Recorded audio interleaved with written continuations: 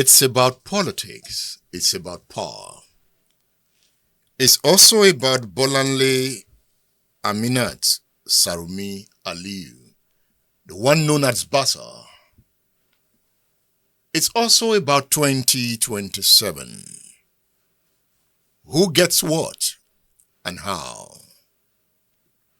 Bolanle Sarumi, it's good to have you on State Affairs. Thank you for having me, Sir Edmund. You have moved from the PDP I have. to the ADC. And you have given reasons for that movement. I saw your video online. And you were excited while announcing your resignation from the PDP. Why is it so exciting? So I was both sad and both excited because it's been a wonderful journey. It's been a journey where I have learned a lot more. Being in a big party, coming from a new party into an existing party that's, held high offices. So it was really, really sad. The first one was I was depressed. I had to leave because it's like basically you've gotten married to someone for 2-3 years. You've invested in that marriage. You've built a house together. You've mobilized, you've furnished, and then all of a sudden the house is crumbling. You have to quit that marriage. It's not an easy decision. Since the 2023 elections went the way it went, I knew immediately that the PDP was gone. The PDP would never be able to pick themselves up. For those who did anti-party activities, they were never expelled, they were never punished, they were never told off or suspended. So how can we continue with people who have one leg here and one leg there? And these are leaders in various states. So I told all the people whom I am their national chairperson, that is majority of the PDP aspirants in my movement, I told them it's time to go. But different states had different peculiarities. So they all told me some were ready, some were like BASA, Excellency, can we keep watching? Can we just give our governor a few months to see where he's going? Only for them to find out later on their governor has even gone to another party. So they've become homeless. So they had to say, BASA, we are ready, let's go. So I knew it, that it could never be repaired. And I had to exit when I exited. And that was June 12 on purpose. Because June 12, 2018 was when I declared in UI that I wanted to be the governor of Oyo State. So I chose that same date. You talk about a crumbling PDP. Is it really crumbling? Oh, it's crumbled. It's crumbled. So you have two giants fighting now to keep it going. One wants it his own way, another one wants it his own way. So they'll just keep doing that. Two giants. Yes, so two political gladiators in their own various states are fighting to hold on to PDP with different selfish interests. Who are these gladiators? Oh, I don't know if I should keep their name coded, but I'm sure you've seen them. You've gotten some history online about what's going on in the PDP. Are you talking about Seyi Makinde versus Wike? So you see, I read your mind, you read my mind. So they are all trying. He's trying to hold on to his own ambition. He's trying to support the APC presidential candidate. So what they're doing is they're going to make PDP weak, and then APC will be able to emerge and succeed, the election coming in 2027. However, ADC has come to save Nigerians, rescue Nigerians from what we're going through. ADC will do it.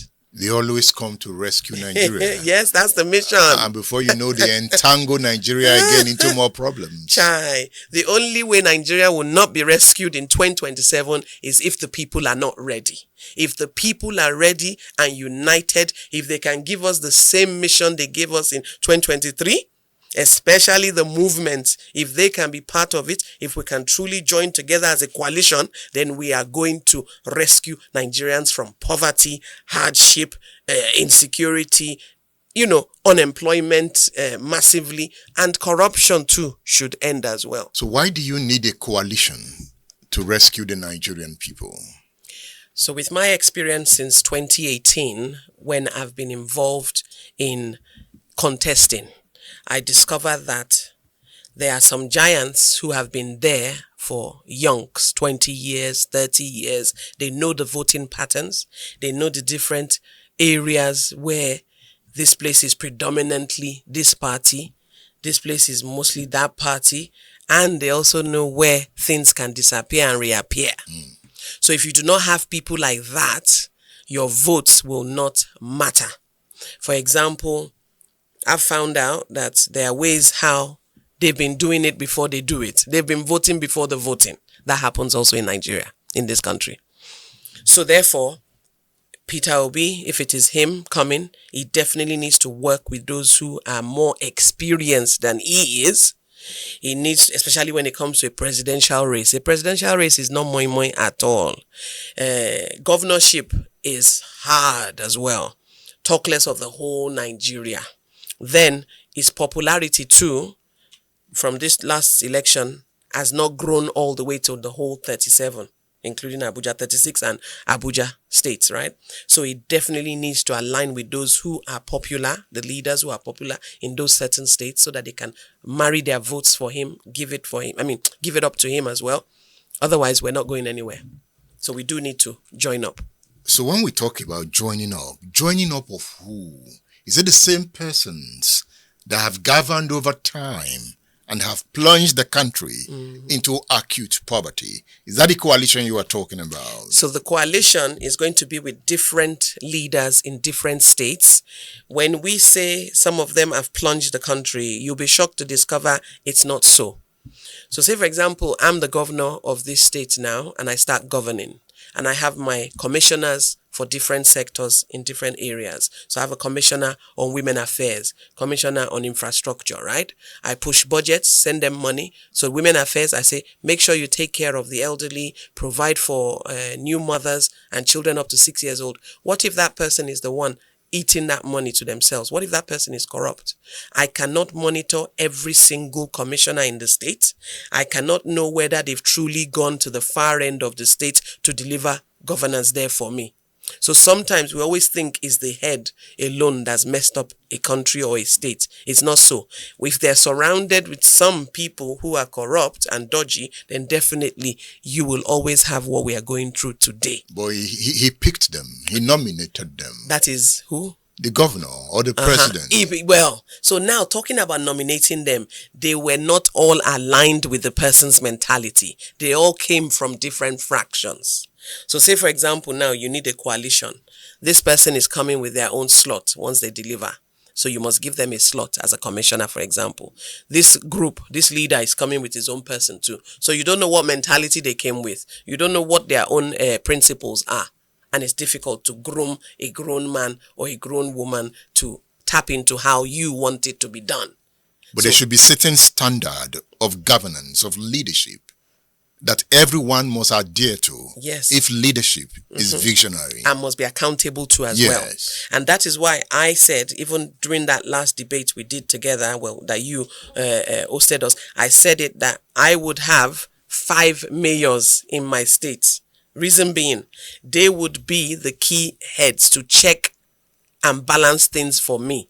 Because there's no way I will be here in Ibadan, in the secretariat, and I'll know truly what's happening in Ogbomoso North. So those people will be the mayors for that zone. So there'll be 5 mayors in 5 zones. It's not easy as one man to follow up on all the people he appointed. Following your political trajectory in Oyo State, at some point you were in the ANRP. ADC first.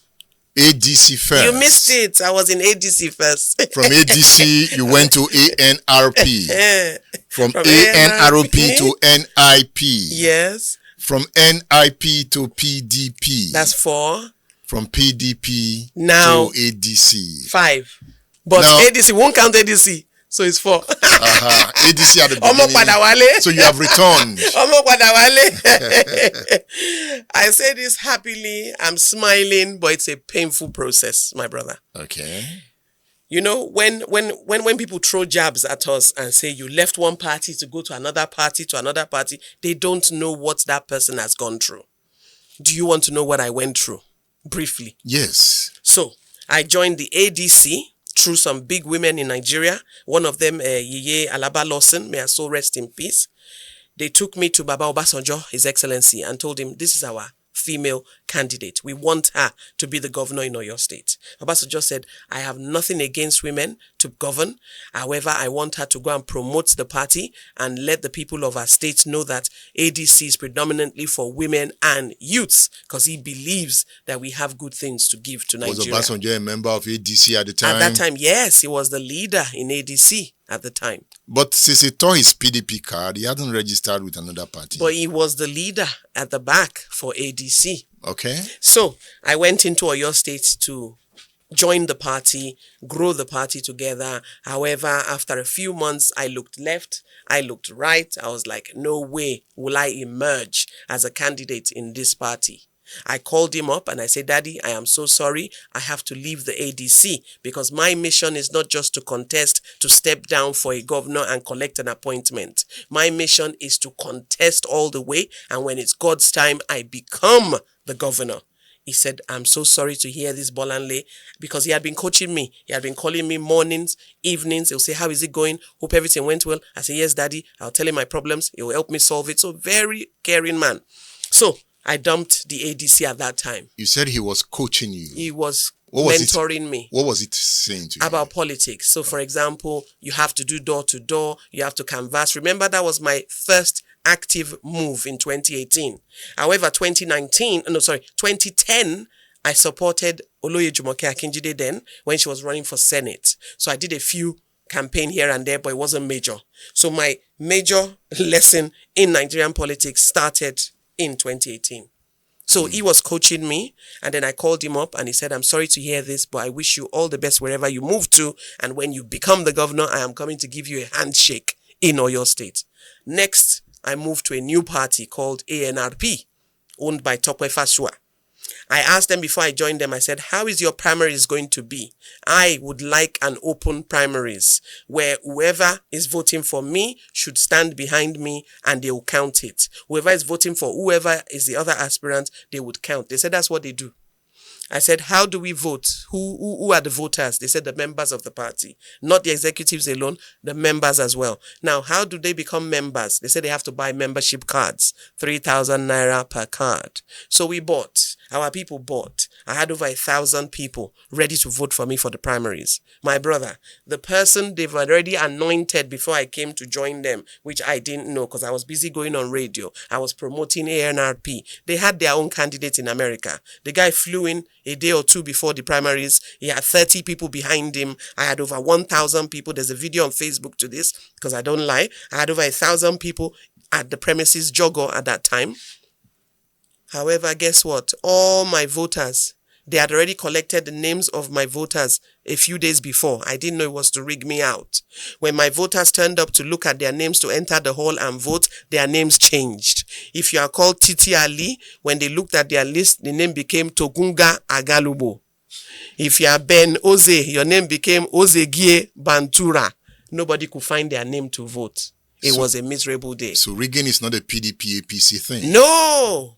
It's also in the young parties. It's also in new parties. I was pissed off. I was like a cockroach party like this that I've grown and invested my time, my energy, my resources could actually rig me out on the primaries day. A simple little party, not the big ones though. I was shocked. I cried. So it's like the political culture of a people. It's all about greed, my brother. Some people have opened parties just to make money. They charge aspirants forms. Aspirants will pay millions of naira to contest. But guess what? If they have a sitting governor in that state, that sitting governor has already bought the forms and he knows who he's going to anoint. So you dancing around, you promoting, you wasting your energy, they know who they are choosing on the day. Now the governors will turn up and they'll pick who they want. I experienced that as well. So that's why I had to leave the ANRP. I was rigged. I told them I would not stay and be known as the woman in Nigeria that was rigged out of a primaries. I'd rather be known as I've left your party to another party. God being good, a friend of mine who owns another new party called National Interest Party. That party actually is a very good one. They don't charge for forms. You don't have to pay 1 naira for any membership person to come and vote for you. So it wasn't about money. It's owned by Barrister Eunice Atueniji. I can't pronounce her surname. She ran for president at the time, but she stepped down towards the end when they formed the coalition. She stepped down for His Excellency Atiku. So I now became a candidate of that party. We did our own congress. There was no other person, obviously, and we fired to the end. I did not step down for anybody. We need to get it straight. I did not step down for Governor Seyi Makinde. I did not step down for Adelabu. Nobody. I fired to the end. And you did not win I did not win, because guess what? Weeks before that, all the other political giants did what? They stepped down for Governor Seyi Makinde, Senator Lanle, Senator Sarafa now. They all stepped down. So the rumor went round. They said everybody had stepped down for Governor Seyi Makinde. My people started calling me from all the 33 local governments. Mommy, you two, you have stepped down. I said, I did not step down for anybody. I was weak. Why did you not step down for Seyi Makinde? Because I have my own mission, I have my own goals, and I know that I will be the best governor in this country. And after the election, you had a meeting with the governor. Yes. Why? Why that meeting? So I had two options. Now, I've lost my elections. God has chosen who he wants, and that's Governor Seyi Makinde at the time, because nothing happens behind God. God agrees to everything. He gives the power. So I decided, what do you want to do, BASA? Do you want to stay in this party, NIP, which INEC is going to deregister? Because they deregistered us. If you cannot win any seat anywhere, they will deregister you. And they deregistered over 80-something parties at that time. So I decided I'm going to join the PDP. Shebi, you say I have to be in a big party for me to be able to contest. That's what the people are saying. Oh yeah, I'm entering the big party. So we had the meeting and I told him, I said, Excellency, I will support you with good intentions for the people, which you tell us you have. However, I want you to also support me. Let me also either go for Senate or Rep. That will be in 2023. He said, BASA, go and relax yourself. I will support you. There are not enough women in politics. Did he say that to you? He promised me that he over was going and to over. Support you. He said, I will support you because there's a law, there's a 35% affirmative action. He's going to ensure that he has more women in his own cabinet, more women for elective positions. So we started the partnership. So before the election, he appointed you as a senior special assistant. So he gave me an appointment as a senior special assistant on diaspora matters. That was in 2020. So what was it like working with the governor? So it was a beautiful experience in the sense that I saw him as a prudent man. I like that. I do not want to work for someone who's wasteful. I saw him immediately pay wages on time. He wasn't owing anybody. I give him kudos for that. I saw him begin to pay pensioners their backdated monies that the past governor didn't pay them. I saw wonderful things. I was very happy. So I used all my sweat, all my blood, all my finances, because the salary is nothing compared to the expenses when I have to do what I have to do for people. So I stayed in there and I was hopeful. Hopeful that yes, I've calculated it, that for anyone to emerge, especially a woman in Nigeria, you need to have the support of a sitting governor. If you don't have a sitting governor in your state, you need to have the support of the national body of the party so that they can really stick to the rules of their constitution where they will have more women. So I started working for him. 1 year to the primaries, 2022, I reminded him again, Daddy, because I used to call him Daddy then, and Mommy, the wife. This thing is not looking right again, oh. As in, there are more giants coming in. I can see they're wasting their money, as in they're spending money. You've promised us that we're going to have at least 3 women in the Federal House of Reps. We're going to have at least 3 minimum women in Assembly. And I am the only woman so far that's come out in the whole state for Rep at the time. He said, BASA, go and relax yourself. I will give you. I say, thank you, Daddy. God bless you, sir. Because guess what? It's the governors that give the slots. There's no primary. There's no primaries unless the governor is not interested in that local government. But your cousin won the primary election. Let's fast forward. So fast forward to 3 days to the primaries. At that point, by this time you have resigned. I have to resign legally for INEC rules.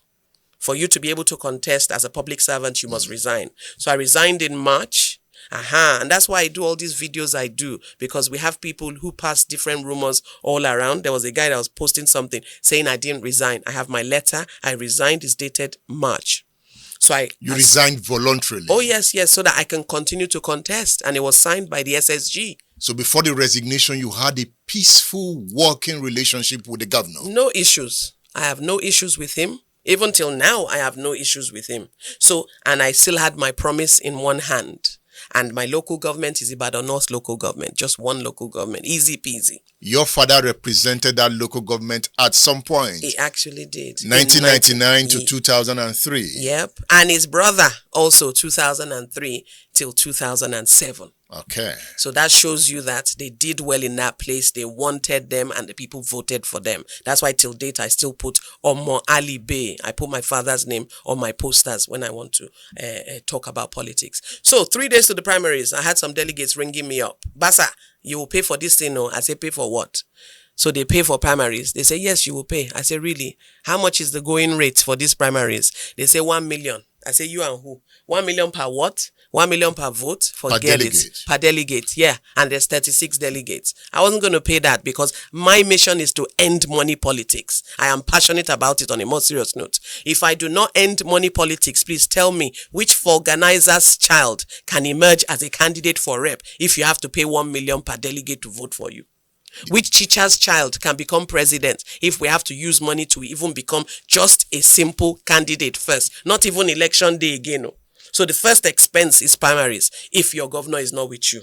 The second expense is canvassing and campaigning door to door. The third expense is actually on election day, whether you like it or not. No matter your preaching, we do not have enough enlightened people in politics. We do not have enough educated people that understand good from bad. We have people who do not have they cannot afford 1 day, 1 square meal a day. So they have to collect that money on election day. 10,000 per vote, 20,000 per vote. Please multiply it for me, sir. I want 1 million votes, for example, in Oyo State. Multiply 10,000 naira by 1 million votes. How many billions is that?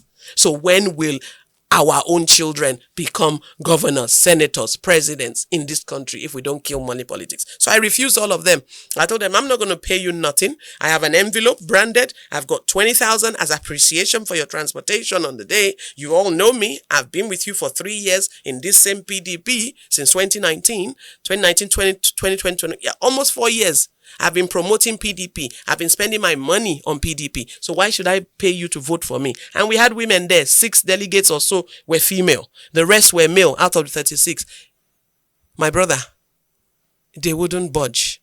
It was all about the transaction, and I wasn't going to transact with them. So did any aspirants pay 1 million to the delegates? Well, I wouldn't know because I wasn't there. But in the end, luckily for my family, my cousin emerged as the candidate in Ibadan North local government, Bolanle Sarumi. Was he the governor's candidate? No, because the governor dumped our local government. He wasn't looking at it. He wasn't interested. He wasn't interested. So the promise of over 2 years ended. So the governor did not support you? No, he didn't. And he could. Guess why? There was a time he called all of us to come to the secretariat, right? All the aspirants were all there. Those who know will tell you the truth. And he told the leaders there, because they all came with their leaders. We all came with our leaders. He was telling them, the local governments, he wants them to concede, because we had the option of consensus at that time. He told them, I want Ibadan North East for Agbowoni to come back. According, is doing well. I want Southeast, Southwest for so he picked all the areas he wanted. Ibadan North, he said, hey, it looks like you guys are stubborn. You guys have not decided. You haven't given me a consensus. I was like, Oga, you choose for us. He said, no, you guys should go to primaries. I said, me, BASA, I am not interested in any primaries. Why? In front of him. Why? Because it means that it's gone. I saw him physically give other people tickets. So why must our own go to a primary? But BASA is a Democrat. You don't get it. I'm a Democrat, but I saw a consensus happening. So what happened to our own female affirmative action? Why was I denied or the other women denied who went for assembly too? Why were they denied? Are you seeing the thing now? It's 2 aspects. But you see, Ibadan North was special. You had about 13 candidates. Yes. Even former members of House of Reps. Every other local government was special, my brother. They all had former this, former that. They had people who have been in PDP for 20 years before the person that was chosen by the governor. Are you sure the governor imposed themselves on other local governments? No, he didn't impose. He asked for consensuses. And they gave him consensus? And they gave him the leaders. Ibadan North did not give him consensus He never asked for it. Are you getting the calculation? So you feel Governor Seyi Makinde disappointed you. He disappointed and abandoned my local government. In front of all of us, the same day he chose the other consensus candidates, right? Did he choose them? Or they presented their names to him? I just want to get it clear. No, there's physical. There's one certain local government, I won't bother mentioning it. 2 candidates were there, right? I'll give you an example on the same day. The leaders chose A. Almost 11 leaders chose A for their candidate. The governor said, no, I would like us to use B for his own reasons. Are you talking about Oluyole? I'm not talking about that federal constituency. You won't hear it from me. Okay. But live and direct there, the leaders conceded and they gave the governor the ticket to B. So why couldn't he do the same for us? So we stood there with our leaders in front of him when it was our turn, because he did it local government by local government. And he said, leaders, have you chosen who you want? They said, no. We have 13 people in front of us. So the governor asked all of us one by one, what would you like? I said, excuse me, sir. I would like you to choose your consensus the same way you've done for the other people outside. Choose who you want, because I do not believe in any primaries anymore at this point. And you didn't choose BASA? No. And at that point, there were 12 men and 2 women. He said, go and slug it out. And at that point, he had already chosen 13 male reps, candidates. So what would it kill him to offer, even if it's the other woman, he gave that one slot for rep in Oyo State? What would it cost him for that gender affirmative action, for that fulfilling the promise of 30%, not even fulfilling my own promise anymore at that point? Are you getting now? There were no other female apart from one in Lagelu. So in the whole Oyo State. You eventually went for the primaries. Yes, so on the primaries day, I cooked, I bought drinks, I told the delegates, you will eat, you will dance, I will give you my own little envelope for your transportation. I am not paying no 500K, 750, 1 million. They all paid. Many people paid. But I'm happy they went and collected all their money back in the night. You didn't win the primary. No, I did not win. Your cousin won. My cousin won. And I was so happy. I told them, I said, you see, God doesn't sleep.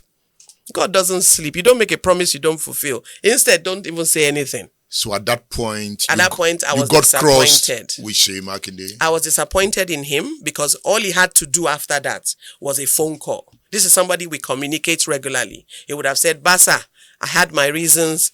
Let's continue governing this state. Let's do X, Y, Z. None of that happened till date. We're talking 2022. We're in 2025. So at that point, you began to work against him. I didn't work against him. Guess what? I don't work against people. Instead, I step aside.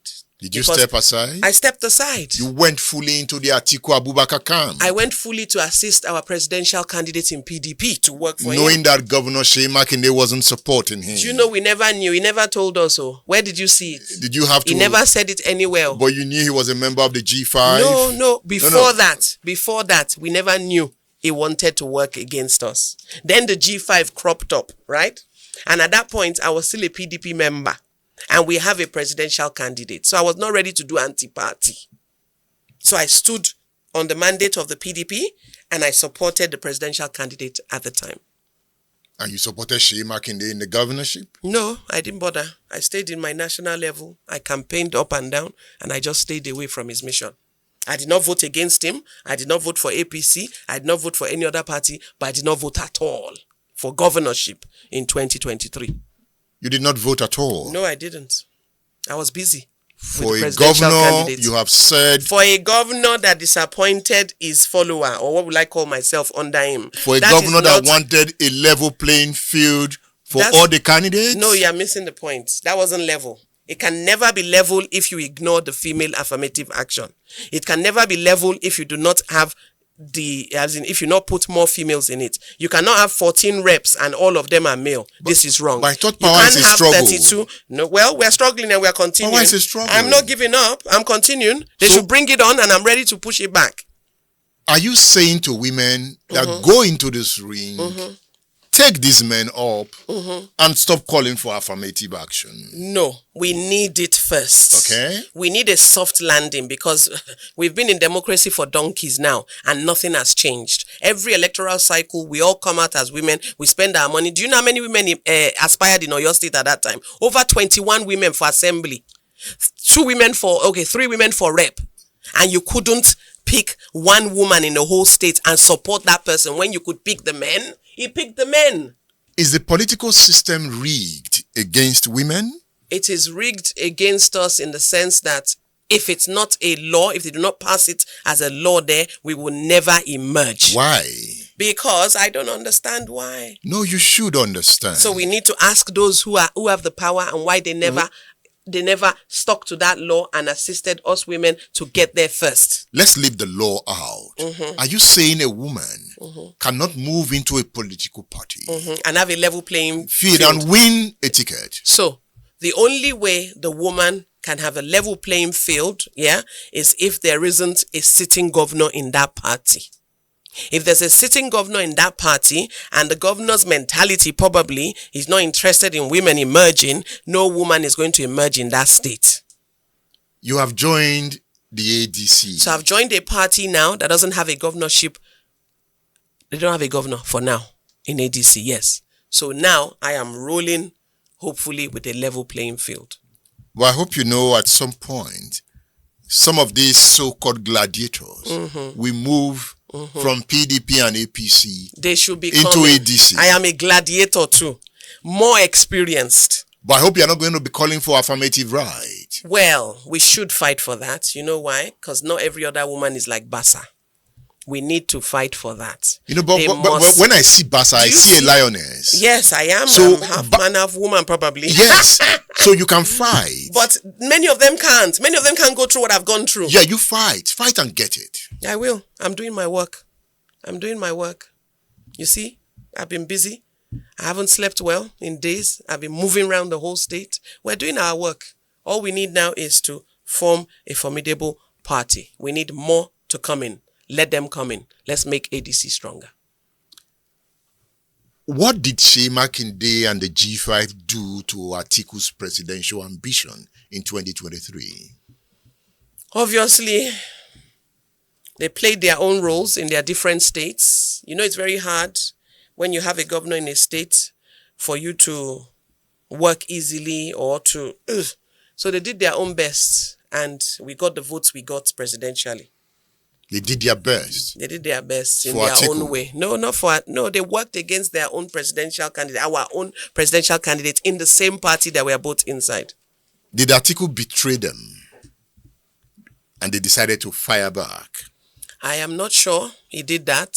I'm not privy to whatever meetings they all had. But if he did, they should have informed us all. Do you know the type of leader I am? I'm a type of leader that I will always discuss with my people that this is what's going on. What should we do? What should we do? That was all Governor Seyi Makinde owed me in 2022 after the primaries. All I needed was a sit down. All I needed was a phone call that Bolanle, this couldn't work. Let's do this. This didn't happen. Let's do that. Then, when they started their G5 mission as well, he would have called all those who worked with him, under him, and discussed with us again that we have to do this because Atiku did this. Then I would find out, is it true, His Excellency, did you do this to do this? Then I would know where to stand. I am standing on the truth. I am standing with the right principles. And I do not believe in participating in anti-party. That's why I told you I step aside instead. Because you can't play God. You are not God.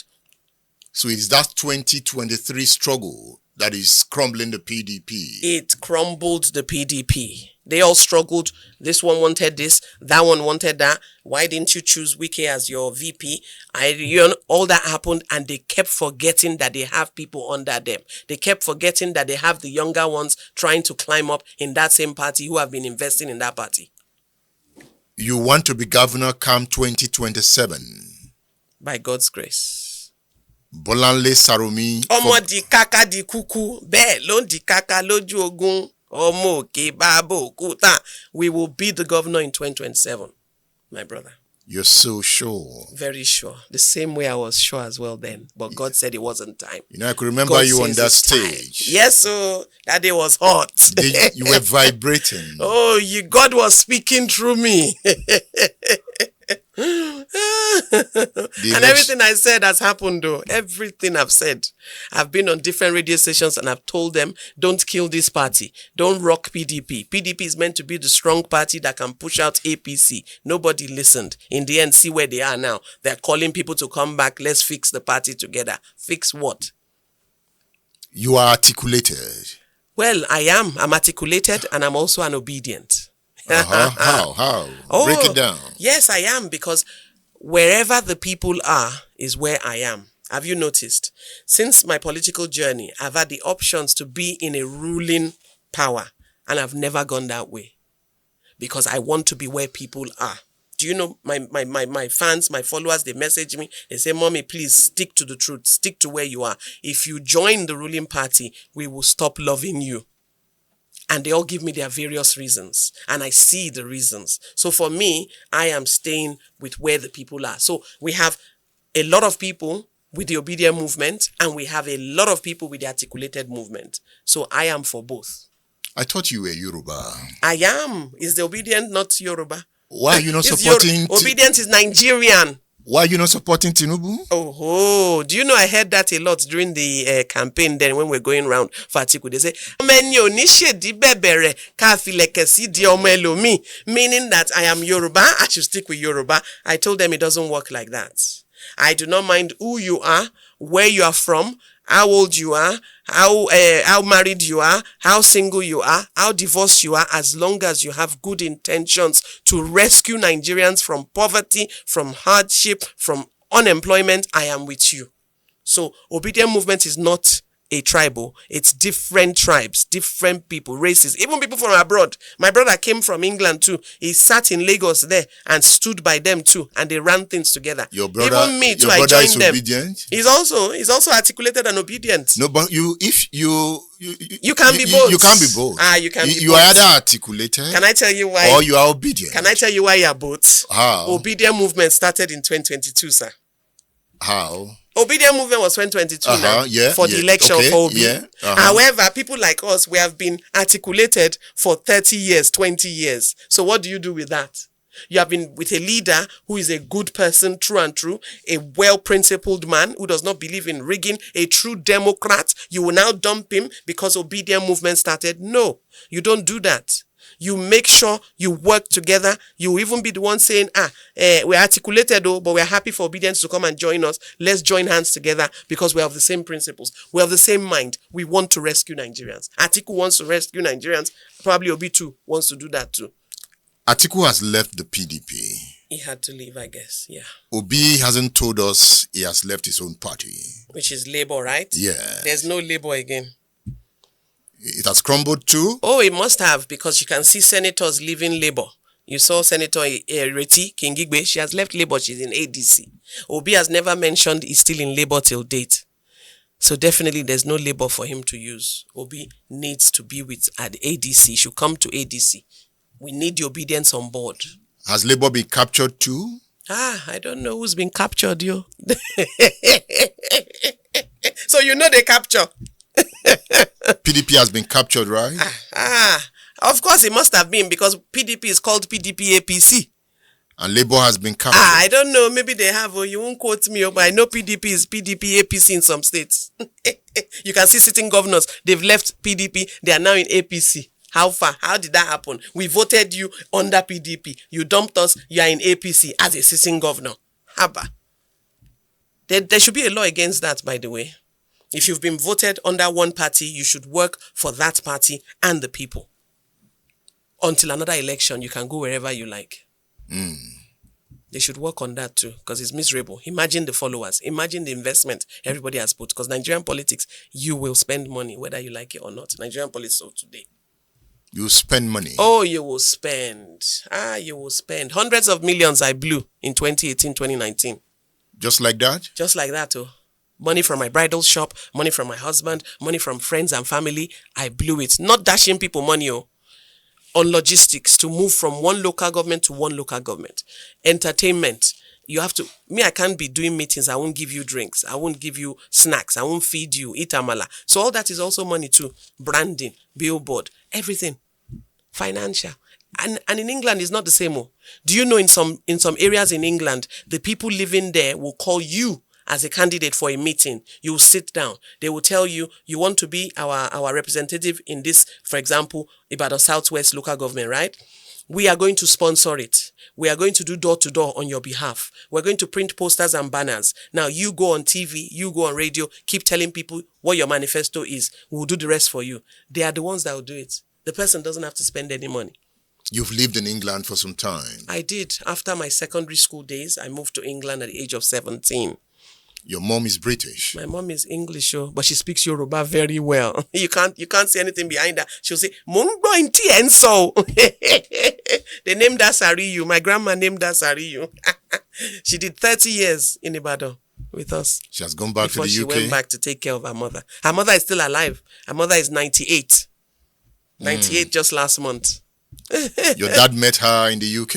Yes. So my dad, at the age of 8 years old, he saw a plane flying by in Molete, their police post. He told his mother, Alaja Sefinot Tinola Sarumi, may her soul continue to rest in peace. Beautiful woman, my role model. He told her, I said, Iyawo mi wa lori plane here. My wife is on that plane. So my grandmother was like, what's wrong with this boy? Which wife? Where?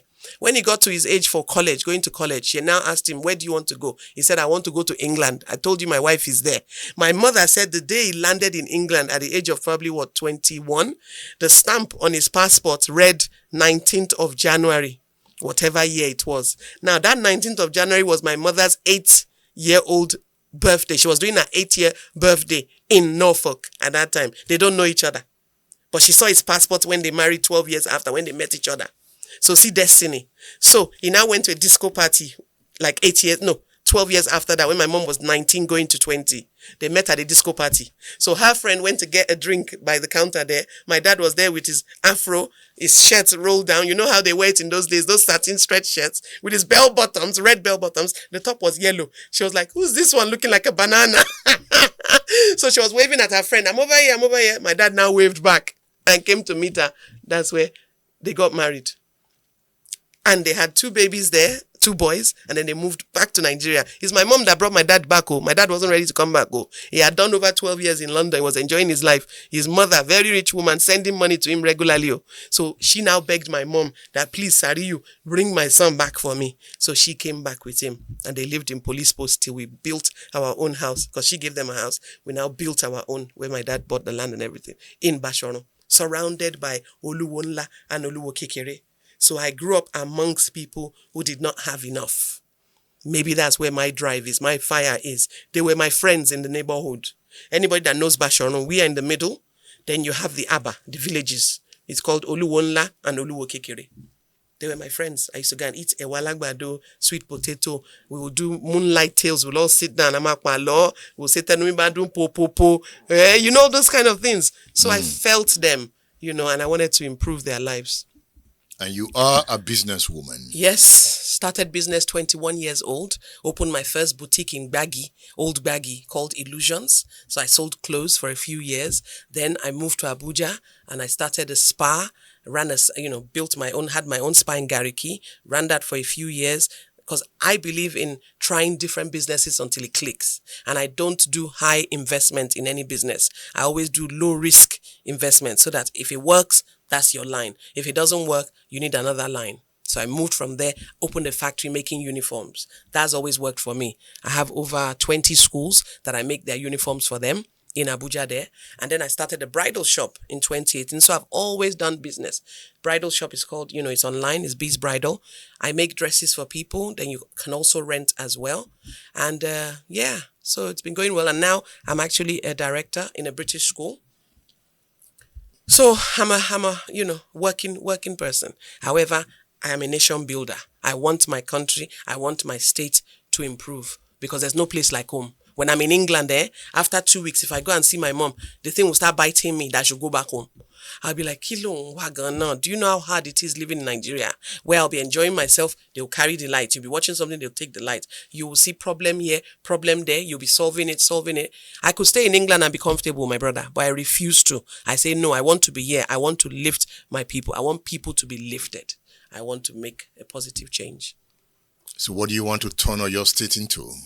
If you had the chance. Oh my God. So for example, anybody, you can use this if you want excellency before you leave, no problem. I want to create job centers. The job centers will be in every local government. I will partner with all the private businesses in Oyo State. We'll call them to a roundtable meeting. We will document them. Anytime they have any job offer, they will email it and send it to that job center. That's how they have in England. So the youths in that area, say for example, Oluyole local government, the youths that are unemployed that need a job, they will go to that job center in Oluyole center. They will sit down with the attendants there. They will open the computer. They will say, what qualification do you have? OND. What job can you do? What experience do you have? They will type it in there. They will now show you the job. They will say, do you want to work at a ShopRite, for example? Do you want to work at so company as a administrator? You will now say, no, I don't want this one. I want this one. This one is far. Let me choose this one. That's how they're doing it in England. It can happen. All I need is the local government chairman to give me one room in each of their local governments. I put laptops there and I'll employ people, pay them salaries to be monitoring that place. Anybody I find that is bribing, collecting bribe to give anybody a job, we sack that person and we get them arrested there and there. When they know that you are no nonsense person, they will not cheat. They will let people get jobs according to their credential. No more talomoboniwo. No more you must sleep with somebody to collect a job. No more you must bribe me to give you a job. That's number one. There's so much to do, my brother. So much to do. When I see women in politics, I wonder what they go through that they don't speak about. Like I said before, we have the 3 F's. You know, I'm so experienced in this thing right now. I've gone through all of it. We have fear. So many women are afraid. I'm not afraid. I praised myself when I joined you here that I'm Omo di Kaka di Kuku. I'm from a warrior lineage. We believe our life belongs to God. Nobody can harm me on this mission for God. I'm on a mission for God. So fear. Many of them are afraid. So I have to be coaching them. Because right now, I'm looking for women. I want women to join me. I want them to aspire. Come and join the ADC. Come and contest for something. Come and run the primaries with us. But many of them are backing down. So it's always men. We're seeing men. So fear. Next one is finances. Women are too prudent. That's why you see them in the parties. They will give them treasurer. They'll give them financial secretary because they know we are good with funds. So women don't want to blow their money because Nigerian politics sometimes is a gamble. You are just gathering your hard-earned money, or the ones who are stealing money are using their stolen money. Or chassis number. Wow, don't even look back. Otherwise, you'll have heart attack. And don't borrow money to run Nigerian politics because they will come and seize all your property in the end when you don't emerge. So fear, finances, and then frivolous offers. So you have some dirty, randy men, wherever they are. They will now be pressurizing whatever woman has entered and say, we want to do this with you before we can do that with you. So the women have to stand true to the mission and let them know that, sorry, sir, I'm happily married. Sorry, sir, you're like a father to me. Sorry, sir, I'm single. Are you ready to marry me, sir? Let's get married. But not mess around in politics. So because they don't want to go through any of these 3 F's, they dump it. They say, no, I can't be bothered. But they don't know it's affecting them. It's affecting you if you don't get involved. It's affecting you in the sense that you have given birth to a child. Your son has gone to university or your daughter. You paid millions of naira to send them to school. But guess what? There's no job for that child. Your child will now become an Okada rider, for example, whereas he's a graduate. There's nothing wrong in riding Okada for transportation, but everybody should have their own job suited to their set up a business. I will set people up in businesses. I'm already doing CAC registrations for people. I'm paying for it with my hard-earned money. I have a website where I told people to go. They email me as well. I pay for their CAC certificates. Many of them are chatting me and thanking me. They say, ma, see my certificate. I'm like, all the best. Use it to hustle and do stuff with. So many of them want to set up businesses, but where's the 2 million? Where's the 3 million capital? I'm sure you saw the video I posted. I did a video to tell the governor not to spend 63 billion on renovating any government house. Use that 63 billion on 20,000 Oyo State residents. 20,000 of them, spread it over 33 local governments. I think that's about 600 per local government. 600 lives will be changed with 3 million naira. 3 million naira for them to set up a business, my brother. Then tell them they must pay 10,000 naira monthly back to the government, more or less like tax. So 10,000 monthly. In a year, that's about 2 billion from those 20,000 people. That's IGR. That's lives changed. So you see that governor's intention as misplaced priority? Misplaced priority, big time. And in my video, I put it there. I said, I don't know who is advising him that he needs to renovate a government house that's been abandoned for 6 years. And he's living in under 2 years. He's not even going to live there. But should that place be abandoned? It should not be abandoned. They should have been touching it up since day one when they came in. So what is your issue with it? Is it the amount? The amount is too much. 63 billion, number one, is too much. 63 billion right now can be used to save Nigerians. People are dying. People are dying. Businesses are dying. Companies are closing up. So there's a lot of things that can be done, not decorating a palace. If I was a selfish leader, if I was someone who's concerned about myself, I'll say, spend the money, blow the money, I'm coming to live there in 2027. But I said no. So where will you live Definitely, if you emerge definitely in the as the governor house. In 2027? In that same government that house. Has been abandoned. Yes, so I'll tell you what I will will do. One building at a time. I would renovate one building. Because how many am I going to sleep in? Renovate the hall that needs to be used for meetings. Renovate the church and the chapel that's there. That's all I need, though. Just those 4 rooms. And then guess what? I might not even spend government money on it. I will call all the banks that are keeping the state money. They have a CSR responsibility to do something back. I have seen many buildings where it was done by them. There's a building in the secretariat, I think it's Wema Bank or one bank that renovated that building in the secretariat. So why can't they do it for us? They will be so happy. You will see them, they'll say, I adopt these 2 buildings. I'll renovate these 2 for you and do the floor and everything for you and furnish it. I'll tell them, please do it for us and even write it there proudly. You will put there donated or renovated by Wema Bank. I don't mind promoting you too. Have you thought of security issues? How? That is government. That is government house. Oh, don't worry now. After they've renovated, then we do a sweep through. There's gadgets for those kind of things now. What can they plant anywhere? We'll take gadgets all around. We'll frisk the whole place. We'll even have things that when you want to enter, you are frisked also before you enter. They won't even want to damage anything. You know why? They are credible industries, credible organizations that are ready to do things with the government. But these are businesses. If they spend such amount of money renovating government property, then what is it in for them? I keep the government money with them. They are making money from the government money. They are making billions of naira from our money that's in their coffers right now. So it's you take care of my government, I take care of your government, as in your establishment. So they will be rewarded for it and they will feel good about it. When you were talking about what women go through in politics, you reminded me of Senator Natasha. I know you will talk about Natasha. Go on.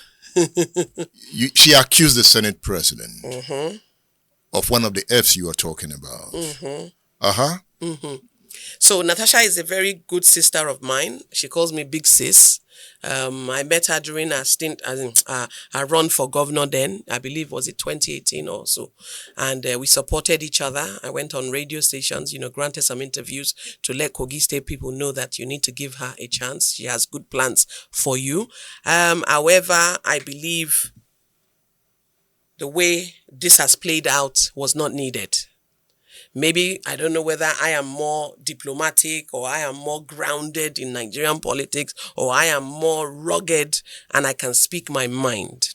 If it was me, for example, and if it is true, because we still don't know if he truly did what he did. People are asking for evidence. I want to see the evidence as well. And even if he did, there's a simple way to let him down. Excellency, I am happily married. Please, see me as your daughter. You have female children. Help me. Let me continue what I'm doing for my people.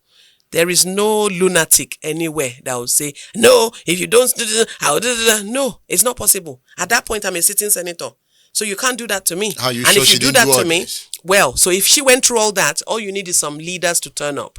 And if she had done all that? No, I don't think that has been done. I think it has gotten to a point where one person is angry, another one is angry. We need the evidence. Evidence never turned up. They fluffed it off. No hearing has been done. And even though the one they said she couldn't turn up, she won that case too. And they've told her she can turn up. And she's still not being allowed to turn up. So can you see what women are going through? You feel for her? Oh, I feel for her in that aspect because she doesn't have to go through all that. And the leader there should have calmed the situation down. But she has shown that she's fearless. Oh, yes, she is. She is. But I would have done it a different way. The Bolanle Sarumi way. The Kaka, the Kuku way. Yes, I would have done my own a different way. There's no enemy in politics. Do you think the next governor should come from outside Ibadan? I wouldn't mind. Really, when I hear Okiogun residents agitating, Ogbomoso agitating, Oyo as well, it's allowed. Nigerian politics, we always do zone by zone. And that's why you see me agitating for my own female gender too. So definitely, if they have a candidate from Okiogun that's strong, that can beat me, then they need to come and let's run this mission. Let's do some calculation. Let's assume APC takes the governorship ticket to Ibadan. You have said that it's the governors that choose, right? Sitting governors. Sitting governor. They choose who they want to give. And Seyi Makinde decides to also go Ibadan. So with PDP, the PDP, Ibadan ticket, yes. APC, Ibadan. Ibadan again. Don't you think ADC should now go outside Ibadan and win the election? So ADC should do what they need to do and pick a candidate that they feel can win the 2 tickets. Which candidate can beat a sitting governor? You have to look at that statistics. You don't just look at the zone alone at that point. Our state is peculiar. If you do zoning, you might lose. So you need to look for someone that you know is fearless, will not step down for anybody, will not be compromised with 500 million, 1 billion that whoever might bring. You need to think of all that too, because we have people who will step down along the way. You are Ibadan. Yes. If APC goes Ibadan, PDP goes Ibadan, they divide Ibadan vote, right? Not necessarily, because whoever they are fielding might not be credible candidates. They might not be strong candidates. So, and also they have problems in their party. PDP is split into 2 or 3. APC is split into 2 or 3. So that means their structures are all squashed. So those structures will come and join ADC. And you think ADC will not fight? No, we shouldn't fight too. No, it's not. You think ADC will not fight? I think they will not. They always fight, don't they? It will be amicably settled. You sure? Yes, it has to be, because this is a mission to rescue, not a selfish mission. What about if I appeal to you that BASA step down, let the governorship go I know you will to do that. Okiogun? If the candidate there is credible, I will support the candidate. And that's okay. If the we give you candidate a is Senate not, ticket. No, I want to be the governor. To be Senate is easy for me. To be a rep member is easy for me. We say let it go to Okiogun. I want We to give govern you Oyo State. Senate ticket. If Okiogun has a credible candidate, right, and we all turn up at the primaries, and the delegates decide who they want to choose, and God forbid they don't choose me, and they choose the Okiogun candidate, I will support the candidate. You know, I'm thinking, who will leave APC for ADC soon? Plenty are coming. Let's assume the likes of Senator Folani. They will leave and come to ADC. It might even be Adelabu that will come to ADC. No, I don't think Adelabu will come to Are ADC. you sure? It depends. If they don't, they're all in APC, aren't they? So if they don't, form a partnership, then obviously another fraction would turn up in another party. So there'll definitely be splits. Splits are coming in PDP, APC. Labour has already started joining ADC already. Different parties are already coming to us already. So these are interesting times. Interesting times. 2027, we're going to shake things, but peacefully. Peacefully, like we ran in 2019 that time. And we're going to shake things up peacefully. You have Tinubu and Seyi Makinde to contend with. Oh, I'm not even bothered. Governor Seyi Makinde is leaving. And Tinubu is also going back to Lagos. President Tinubu is going back to Lagos. We will not end this interview without looking at young persons, the youths of Nigeria. What do you think about them? I feel they need to do more than they've done. I love the spirit they've all brought in the 2023 elections when we talk about politics. I love the fact that we got new voters. I love the fact that we got more people keen and they stood by each vote. So we need more of them to wake up. The youth need to understand that this is their country. It is time for them to begin to thrive. They do not need to be under any leader, following any leader. If you see me talking to some youths, I'm like, you are a leader yourself. So now stand on that right. You don't need to go and be begging anybody for 5K, 10K. Discover what businesses you can do. Ask that person who you saw as a role model, who you called a leader, to set you up in business, to assist you to get a job, all those things. So we need them to wake up. We need more youths to wake up, be ready, so that 2027 we put the right people in power nationally and in every state in Nigeria. I've heard people say that readers are leaders. It's true. Does BASA read? So BASA reads, but not enough. So what I do is I do a lot of YouTube. I do a lot of videos because I'm more of a visual person. When I read, I love to see images. So you'll see me reading autobiographies, biographies, historical books. So yeah, so I need to read more. I think I'm going to invest in the audio one. That might be easier for me. However, if it's to just sit down with a book for hours, it can't happen because while I'm reading it, I'm distracted by my job, my daily job. I'm distracted by my, weekend running my own businesses, etc. Distracted by the problems here and there. People calling me from all parts of Nigeria, not just Oyo State, to support them. I have read about Awolowo. One thing that stood him out is the depth of his mind, his mental magnitude. His power to research and write. So that's your role model, right? Because I have not said that. You're like him then. I have not said that. But again, yes, with that depth of mind, you could see the depth of his policies, how they resonated and still resonate in the Southwest. Yeah, so it's a good thing. It's a good thing to read and research. You learn more. That's why I tell many people, stop wasting your data just watching, nonsense online. Use it to read, to study, and to learn more of how we can make Nigeria a great country. Because I said it before, no place like home. Nigeria is beautiful. Nigeria can be great and will be great 2027 onwards. So this question, the politicians you interact with, are they readers? So the main ones that are my leaders, they read very well. Baba Obasanjo reads a lot. He even has, I'm sure, the biggest library in Africa. His Excellency Atiku reads a lot.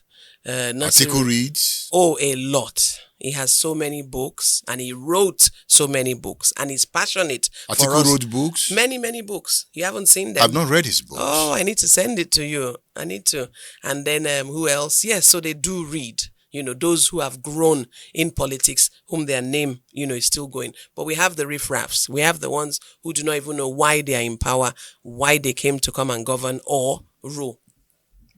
Bolanle Sarumi, thank you for featuring on State Affairs. Any day, anytime. Thank you, Sir Edmund, for having me here. So we are looking towards 2027. Oh, we are, and we've started already. We want to see that BASA again. Oh, BASA will always be around. And I look forward to a hotter seat from you. A hotter seat. A hotter seat from you at the debates. I'm looking forward to it. Thank you for coming. Thank you so much. Yeah.